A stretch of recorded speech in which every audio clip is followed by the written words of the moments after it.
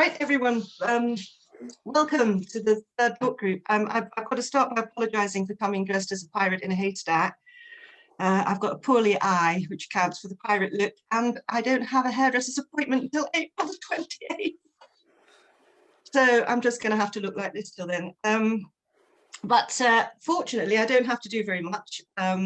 We've got two fantastic speakers. This is the third Upstart book group. We've had two absolutely terrific ones. It's been a really exciting thing to be involved in. And we've got another good one, which is called Play, the how and why of, Play is the way, the how and why. So we're going to start with Marguerite Hunter-Blair from Play Scotland, and then Lisa McCabe from Falkirk Council.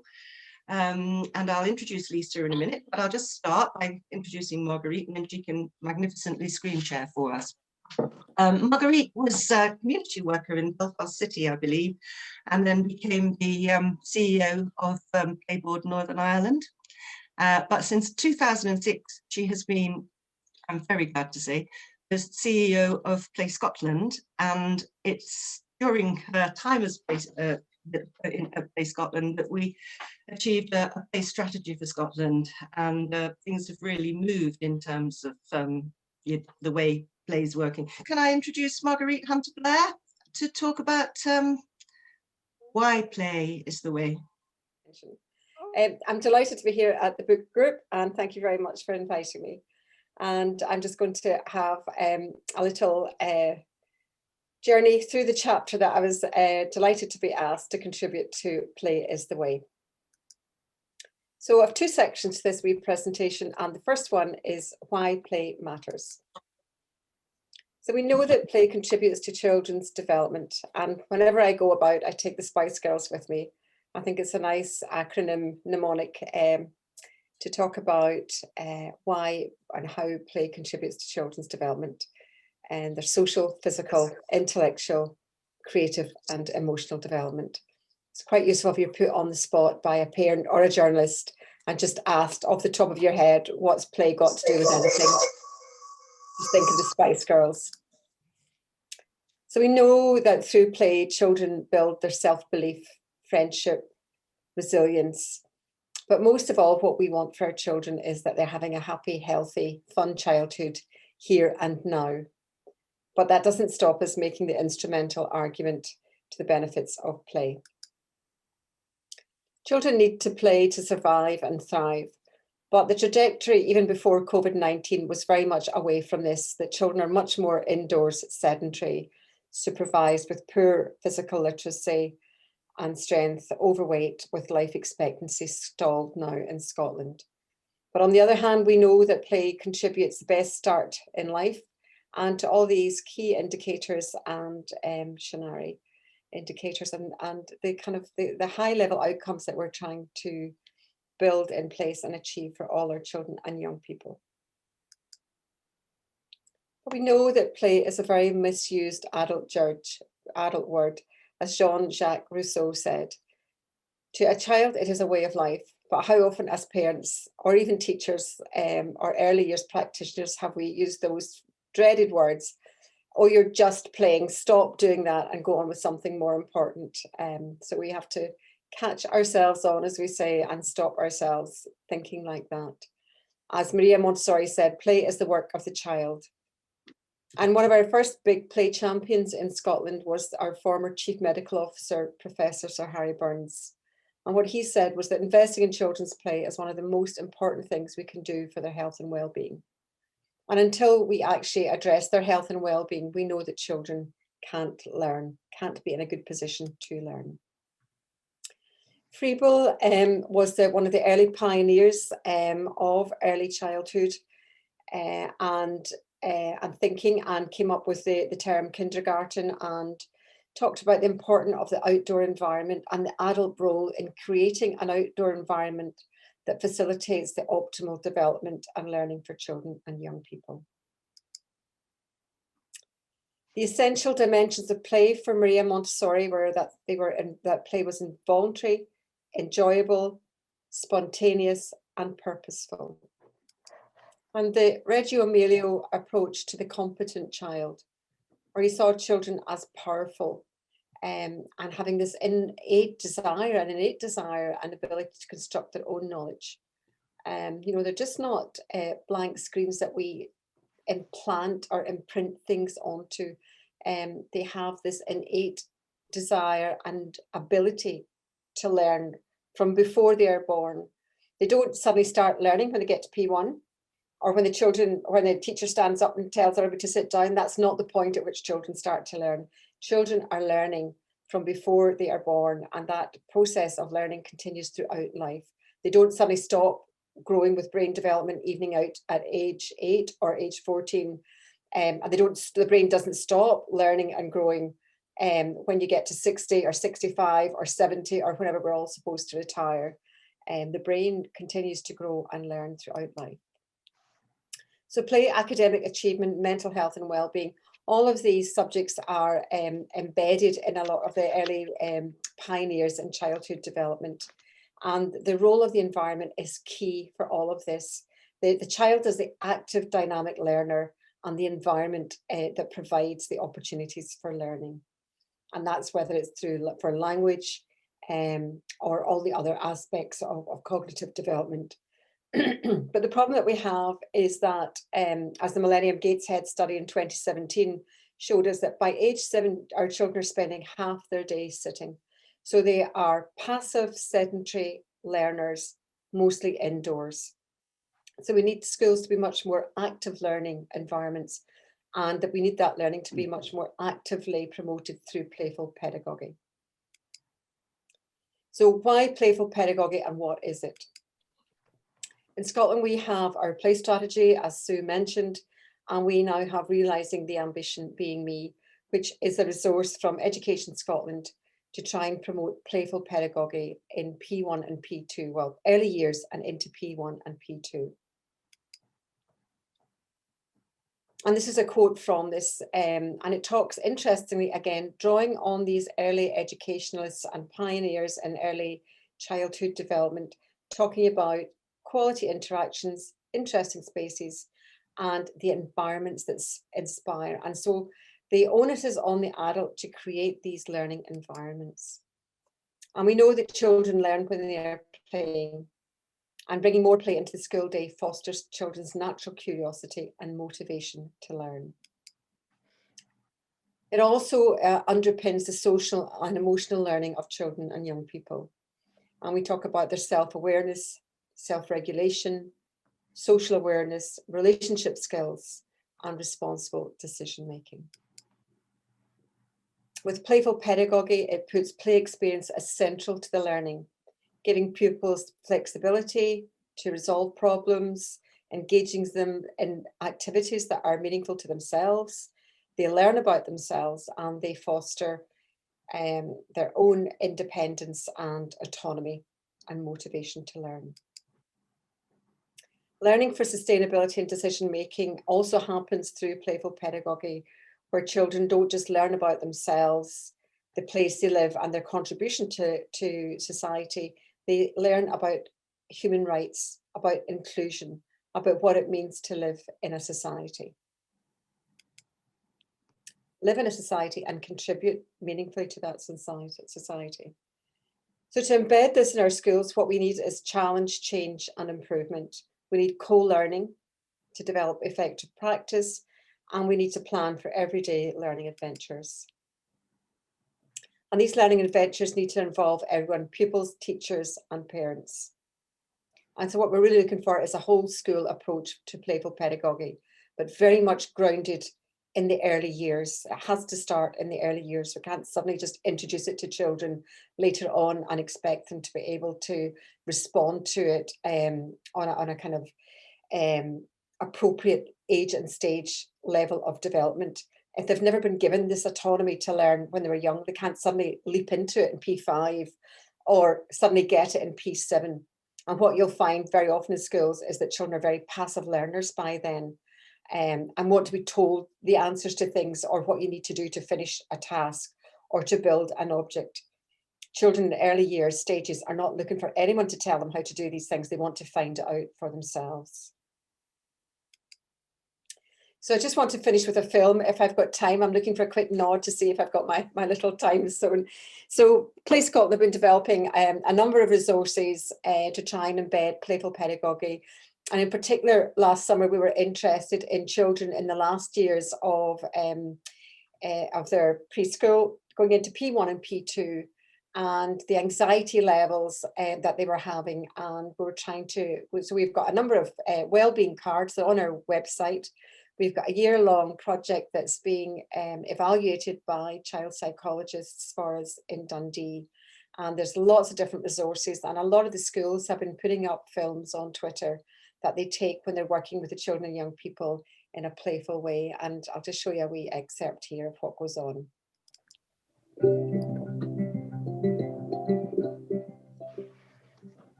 I take Harvey out my bag, and he's got a love heart. Could you see the love heart on him? And I place it on my heart, and it helps me to calm down if I'm sad or upset or worried. So watch this. I'm going to lie down, watch and see. And when Mrs. Knox is feeling a bit sad or worried, she closes her eyes and she breathes in. And she breathes out. And Harvey, my teddy, holds onto my heart. And what he does, boys and girls, is he makes me feel better. So you have a go. You have a go. Lie down.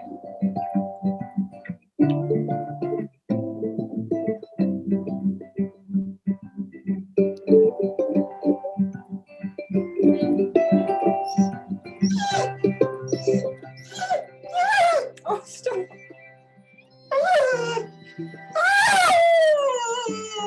Stop.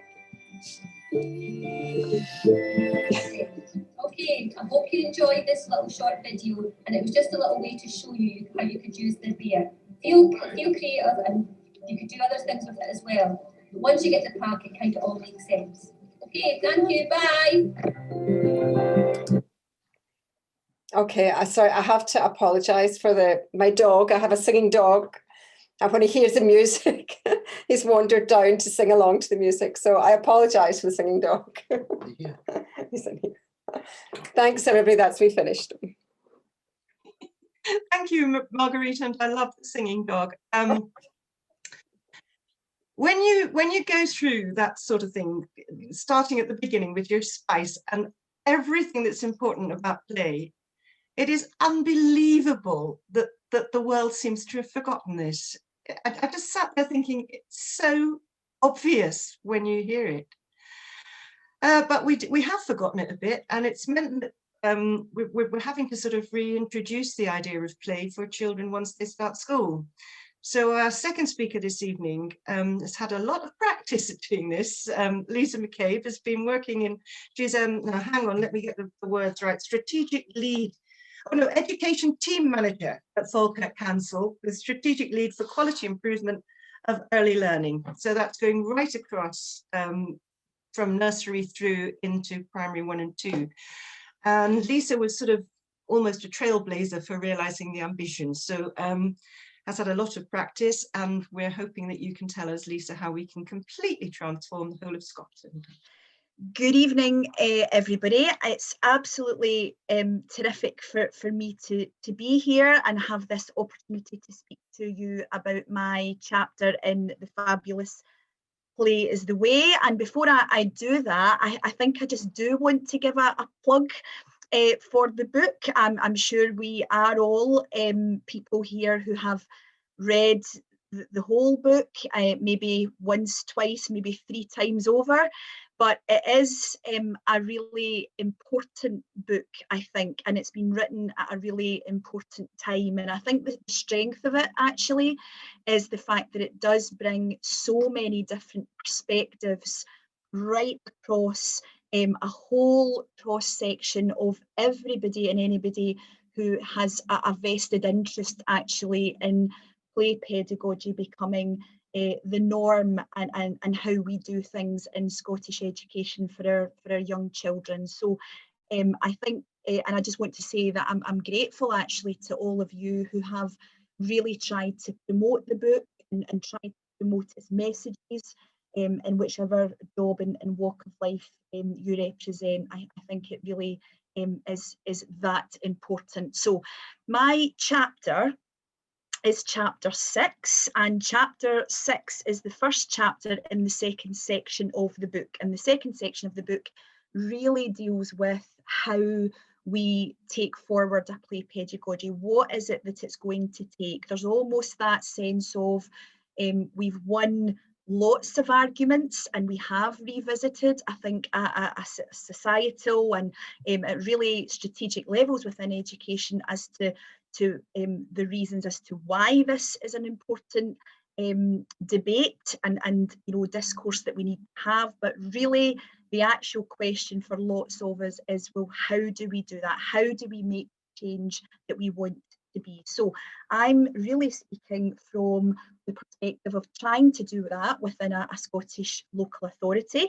And in my chapter, I talk about, whoops, why that's not moving on. Let's see. There we go.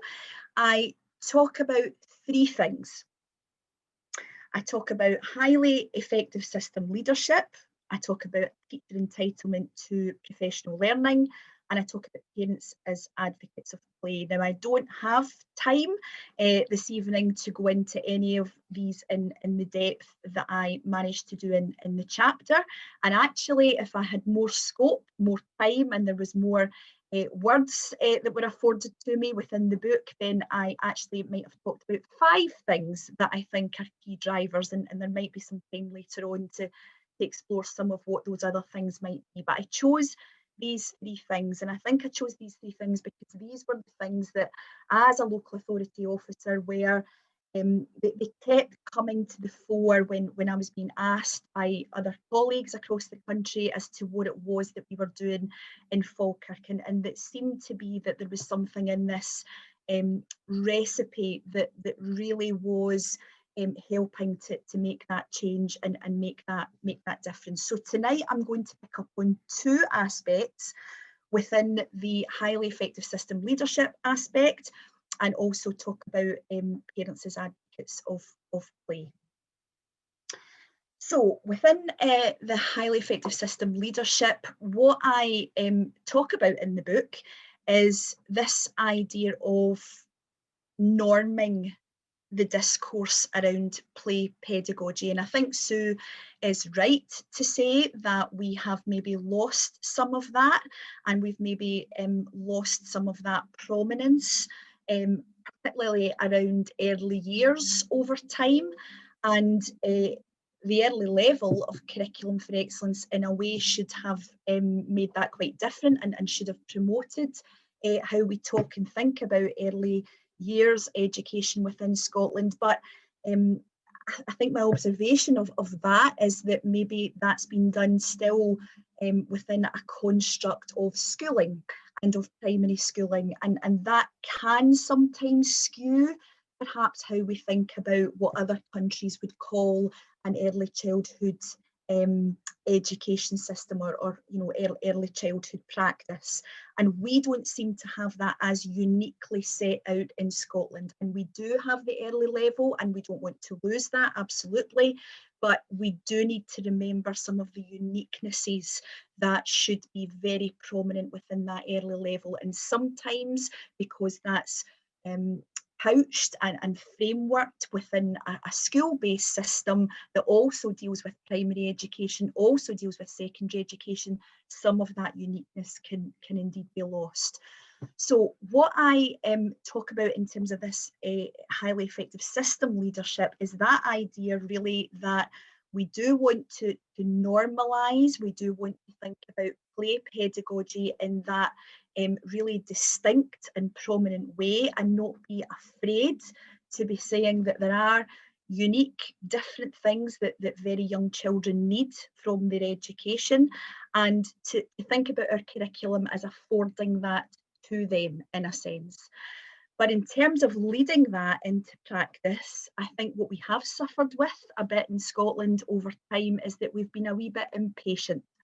And we've tried, sometimes with agendas like raising attainment and closing the attainment gap, we've tried to look for those magic bullets. And some of that has been very short term, quite short lived.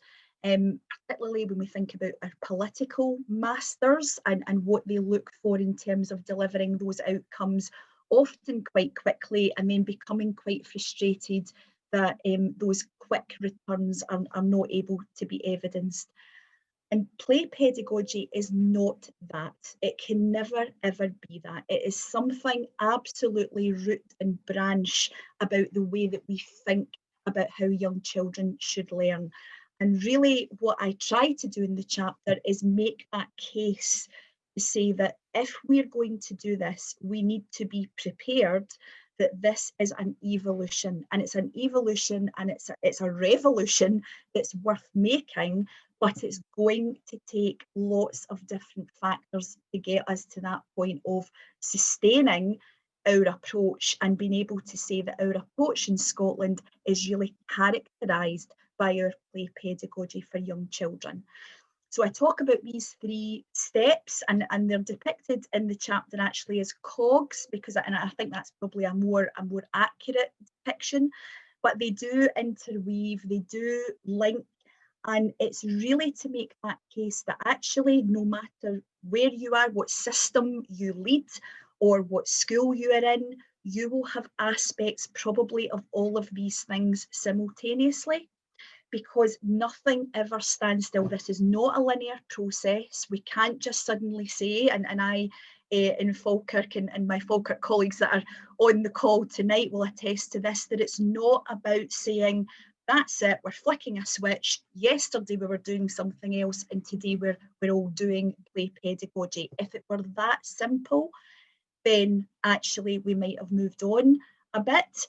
And I think to think of it being that simple almost undermines actually what it is and what it's trying to do for children. So this notion of transitioning into the norm, embedding what we want as the norm, and then sustaining the norm is part of that process. As highly effective system leaders, we need to be thinking about, and we need to be upfront, and we need to be honest about that. Okay, so to move on then to the next part of, or the second thing that I really want to talk about this evening is this notion really of parents as play advocates. And I think that of the 3 elements that I've set out in the chapter, were I to be asked to pick one thing that I think is the most prominent driver potentially to deliver what we want for Scotland's children, I think I would choose this. I really believe that parents have it within their power to change how we think about play pedagogy at all layers within the system. And part of what I do in the chapter is reflect on a conversation that I had during first lockdown with some parents who were very worried actually about their child and had been given the insight to how their young children were learning, because they suddenly were thrust into that position of having to provide and facilitate learning at home that traditionally was done elsewhere. It was in nurseries or in schools. And really these parents had that, you know, real exposure to how their young child was thinking and learning and being curious, and that fight, as one parent described to me, where she was, you know, really determined that she was going to sit her 5-year-old son down and you know, do his writing, and he had, as you might expect, another idea about that. So that level of insight really is so timely right now. And I think we have such a potential to harness that. And it can't be just Falkirk parents that are talking to us about this. This must be something that parents across the land are, you know, are learning about, and seeing the potential that their young child has to learn in a way that suits them, rather than you know, a predefined agenda in a classroom with 4 walls where they're sat down and asked to do perhaps some tasks and activities for which they are not developmentally ready. So what I did want to share with you, and I do look for any opportunity to share this fabulous news clipping, which depicts a wee girl who, this is not from a Falkirk school at all, but you might recall it being in the news. So the picture on the left is when she was leaving her house in the morning of her first day in primary 1 to go to primary 1. And the picture on the right is what she looked like when she returned home at the end of her first day in primary 1. And that received, if you remember it at all, you'll remember that it received such a lot of press, that there was such a lot of dialogue about that. And actually I think the response in lots of ways was articulating, I think, at a population level, that there was something really special and really happy and joyful about that picture and all that represented. But I think the picture itself does represent sometimes what we perhaps do think traditionally about what primary 1 should be, and then juxtaposing that, which is much more about that active engagement and all that children can really benefit from being so involved in their learning as a young child. I think there's something quite special about that. So in terms of 3 questions, that I pick up some of this in the chapter, but you know, really that point about thinking about what has the pandemic given us as an opportunity for this debate and for this dialogue that we're having. And I do think that first-hand insight that parents have into how their children are learning is really something that can be capitalised upon very, very seriously and very quickly if we're smart about it. And then the next thing there is sometimes a wee bit of frustration about you know, how this debate sometimes has reserved itself for within professional circles. And actually we do need to widen that. We certainly need to widen it to involve parents, and parents do write a chapter in the book, which is fantastic, but all parents need to be involved in this, and all levels of society need to be involved in this debate. And we shouldn't be apologetic or covert about talking about play, and we shouldn't shy away from it. And it's one of the reasons that in Falkirk, when we were having the debate with ourselves 3 years ago about what we wanted for our young children, we didn't want to shy away from play being absolutely how we described the pedagogy that we were taking forward. And lots of interesting things about how others, my colleagues across other authorities at that time, you know, were saying to me, it's quite brave what you're doing, or it's quite interesting, or you know, it's quite novel. Well, actually, no, it's not. It's just how we should be operating as an education system. So let's not be apologetic about that. And actually, you know, and Margaret talked about this also, but what really does matter to parents of young children, and when we really get into that dialoguing with them about it, really it is about well-being, it is about happiness.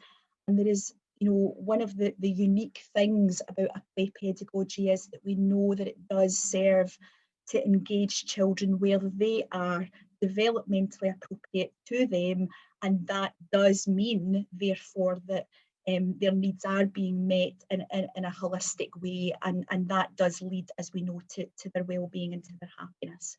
So I'm just going to leave you with a quote that I do offer in the book, and it's a quote from a parent that I talked to during my discussion with them during the lockdown, and just that idea that, you know, really we have evolved, I think, our discourse. We have evolved, I think, as an education system, as a society. I do think that where we are now, 3 years later down the road to when Falkirk started its journey, I think we are in a different place with some of the national agencies, some of that you know, national work that's being taken forward, and play and supports for play, and toolkits and resources that are being developed in the national agency, all serve, I think, to promote and to really show that we are, I think, on the precipice of something that is very, very both exciting and fulfilling for somebody like me who's been trying to kind of talk about this for a long time, but also in that sustainable sense, so that we actually get this for the long game and for all Scotland's children, and it stops becoming a bit of a, you know, a debate and a bit of a, well, it's nice to have. It's absolutely more fundamental than that. Thank you for listening. Thank you, Sue. Thank you, Lisa. And you've brought us back actually to one of the points that was made in the first book group by Suzanne Zedijk, to say, see COVID as an opportunity, and particularly an opportunity for engaging parents, because they've been poor souls left on their own to try and do it. This is the time when we can show them that play is the way. Thank you very much. So we're now, we've got time for questions, and I know there's one. Kate's minding the chat box. Are you there, Kate? Okay, so from Give Them Time, who wrote a chapter in the book, they're asking, what is preventing every school in Scotland from adopting play-based learning in primary 1? And I think maybe Lisa answered some of the questions, but hey. Well, what are the barriers then? Shall we Yeah. we go back to Marguerite first, because I mean, play is so obvious, and yet there are barriers. So what Marguerite would you say were the main barriers? So the main barriers to play in early learning and P1 and 2, do you think, are across the whole school? Well, it's really primary 1, because I think that the early learning practitioners have got it and parents understand, but I mean, I think I would start with parents. I think parents seem to think that the children should be learning to read and write in P1 and have homework. And I think there's a massive level of anxiety then among parents when their children don't have those things. I think there's another barrier is this relentless focus that we've got, and we're going to have even more of it now after the COVID lockdowns, about attainment.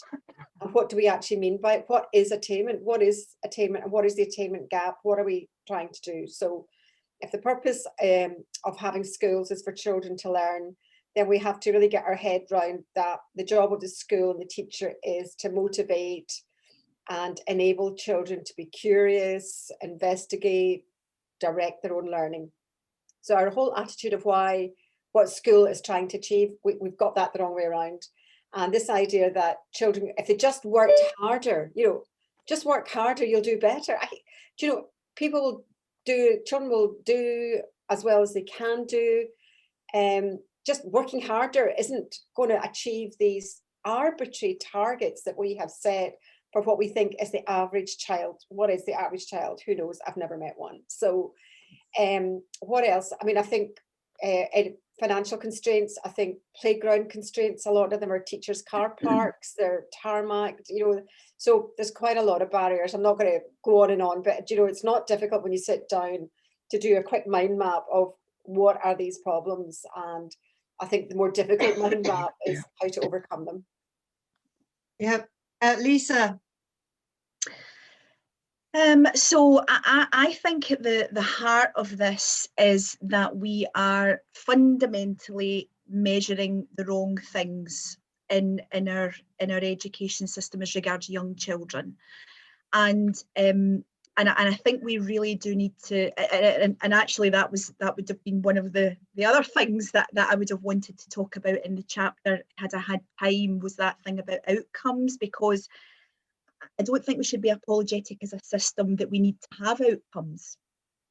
I don't think it's that at all. I think any self-respecting education system who wants to make a difference to children needs to be clear about what those outcomes are.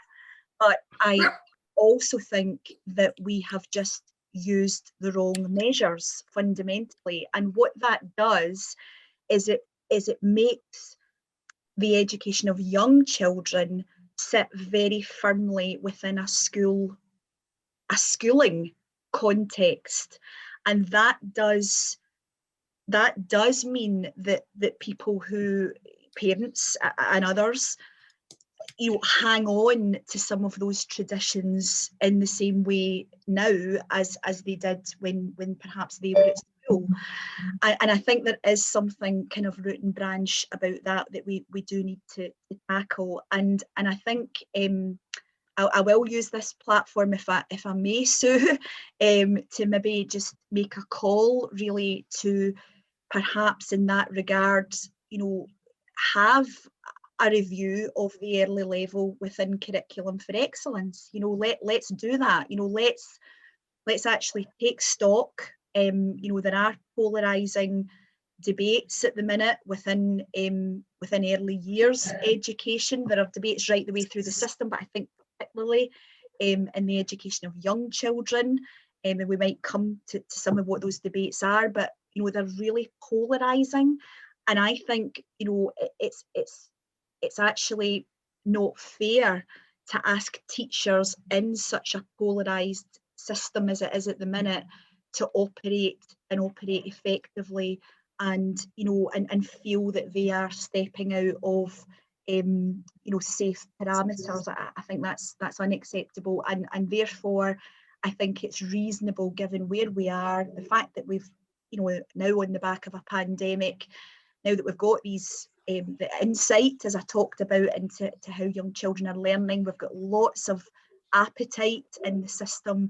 Surely it's time to have a review of the early level, not the whole curriculum, just of the early level, and ask ourselves some questions. That's a brilliant idea. That is a brilliant idea, because I think that the real, I can say it, the real conflict is between realizing the ambition and play pedagogy, and an authentic, genuine play pedagogy, and the fact that the measurement that we're doing in primary one is of literacy and numeracy skills, which, quite frankly, in most of the rest of the world, they wouldn't even be in school, let alone being assessed in literacy and numeracy skills.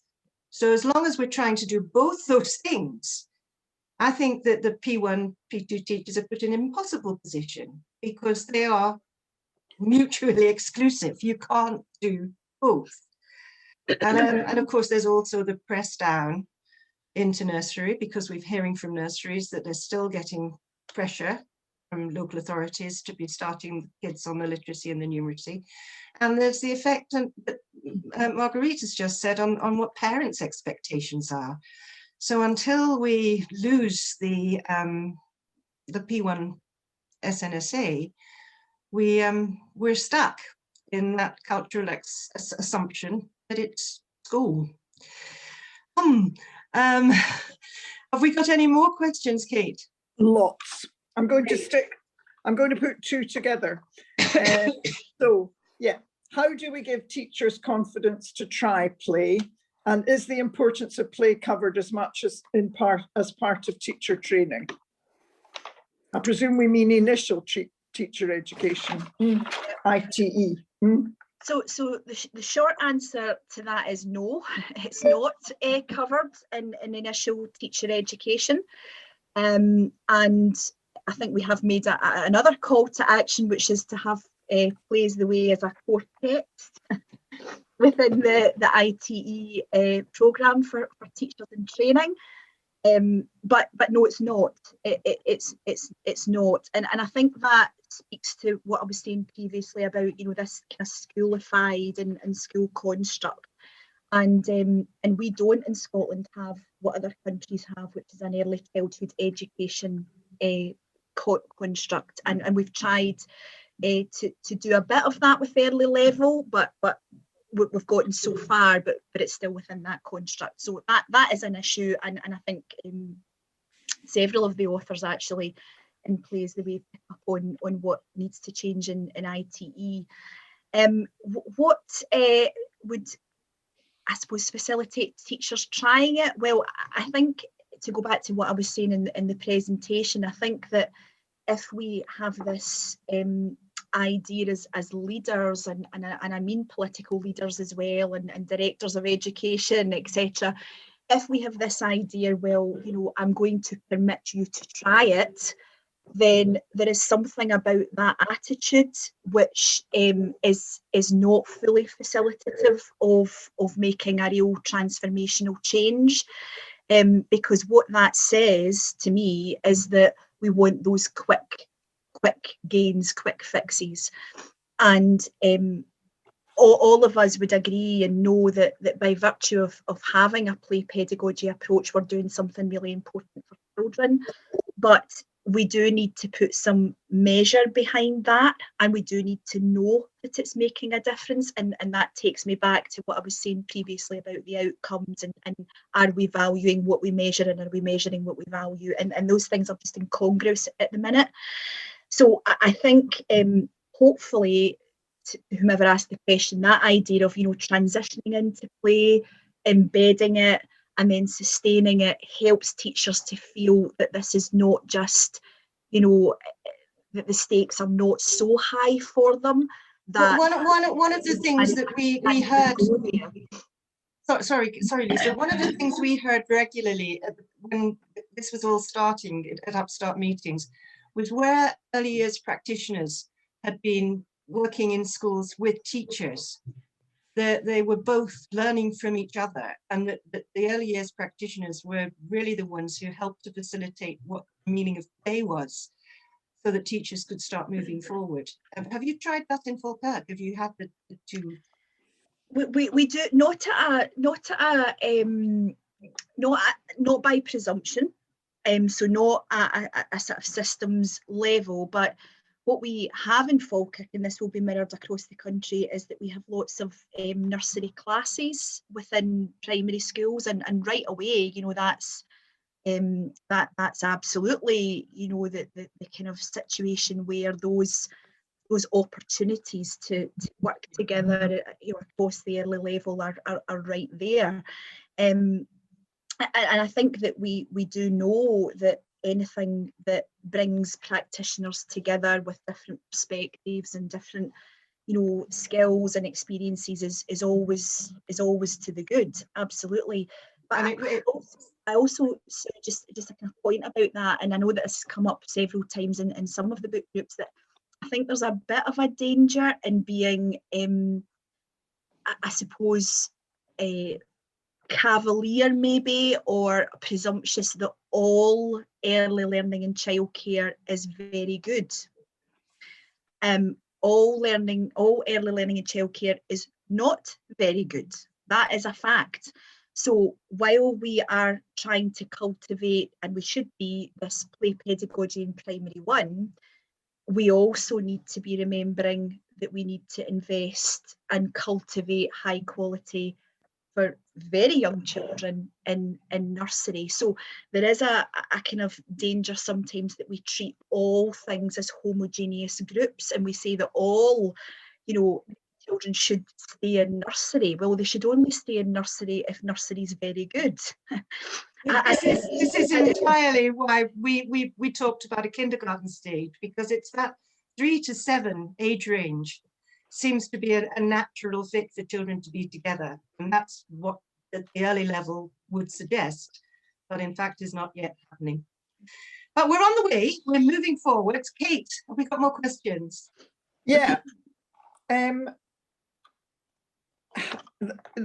This one's fascinating. Do you think all children need play to learn in primary 1 to 2? And this mum had a child who was getting bored because she was an older one in a free play environment. She thrived in the learning environment.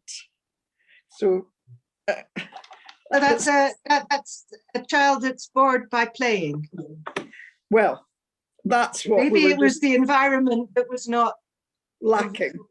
As well, Lisa was saying, I think that's more likely, because play, it shouldn't be boring, should it? We should start with the child and we should move from where the child is. And the teachers are there to support and facilitate the learning. So it doesn't mean you stop learning because you're in an environment with play pedagogy. Can you elucidate a bit more on that, Lisa or Marguerite?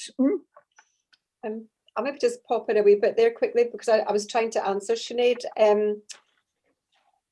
My children, some of them grew up, went to school in Northern Ireland, and they had introduced a play-based curriculum for P1s, which then extended to P2 and 3, because the children that they had developed through the play-based learning modules didn't fit into the module for year 2 self-directed learning to then suddenly be accommodated in P2.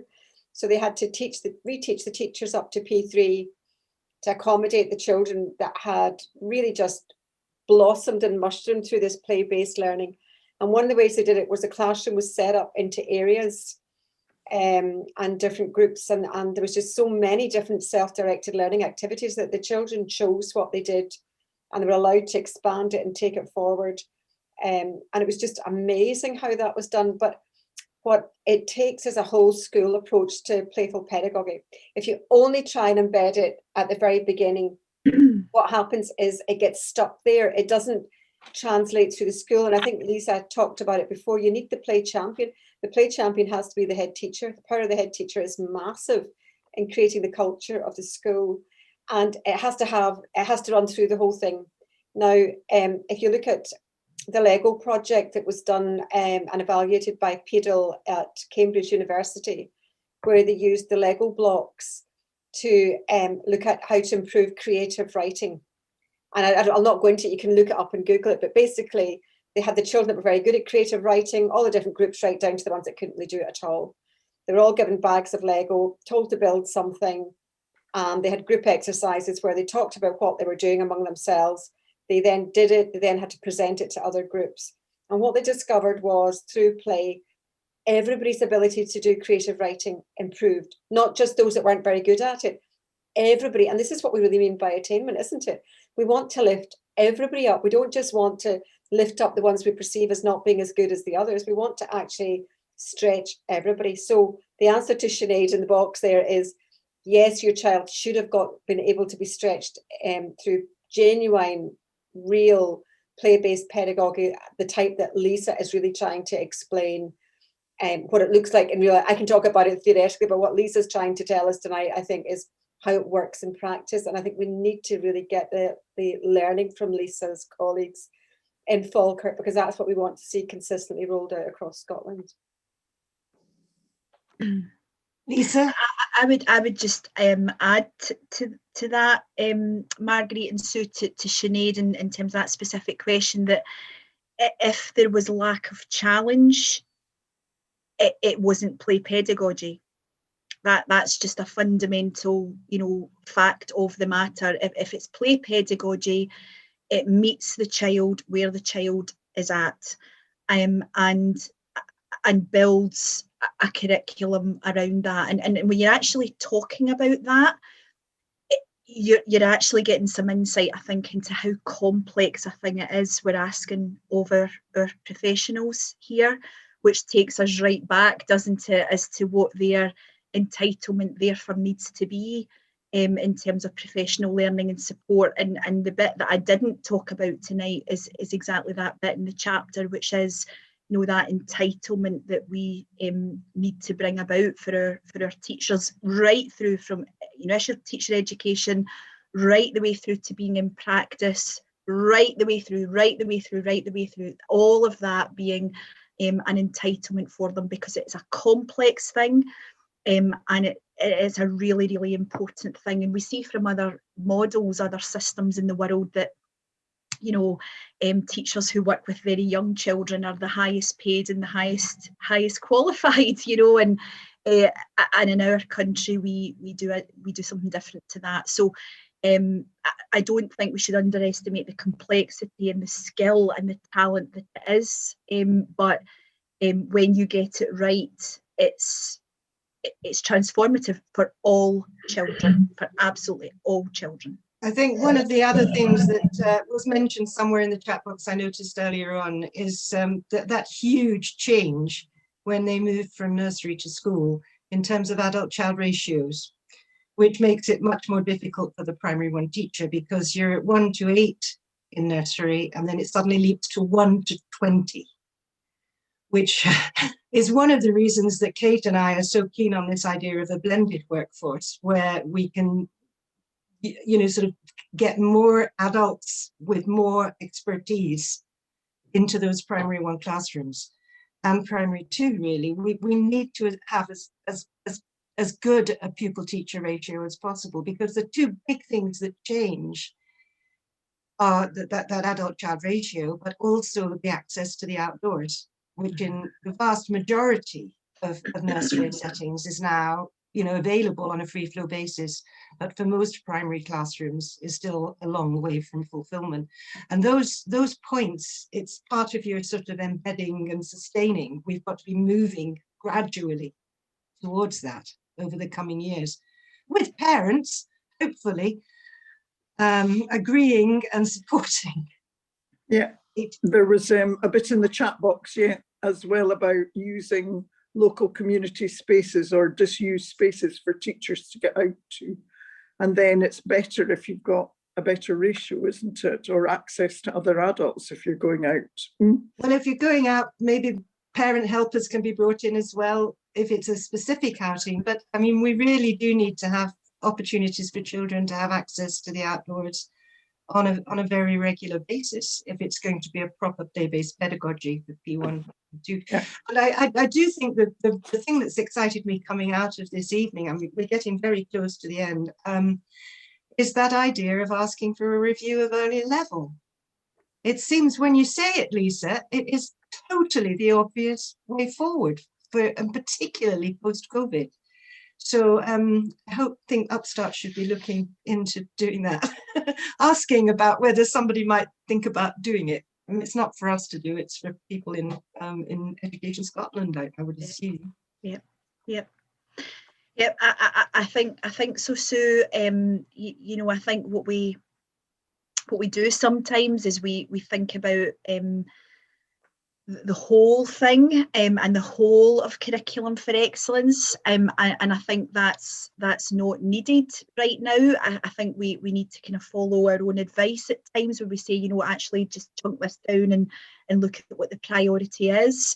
And right now it's the early level. There just is far too much in the system at the minute that's polarising, and that is serving to confuse and undermine some of the excellent work that is happening, and that's unacceptable. It's unacceptable at a systems level that we have. So I think we do need to make that call, and we all can use our levers in the ways that we do normally, and use our networks to maybe make those points. Thank you. So we're towards the end of it. Gosh, I never believe how quickly these things go. Can I just say thank you to our two speakers, Marguerite and Lisa. Thank you very, very, very much indeed. Thank you to everyone who's come along. And right, everybody, let's start saying, could we have a review of early level?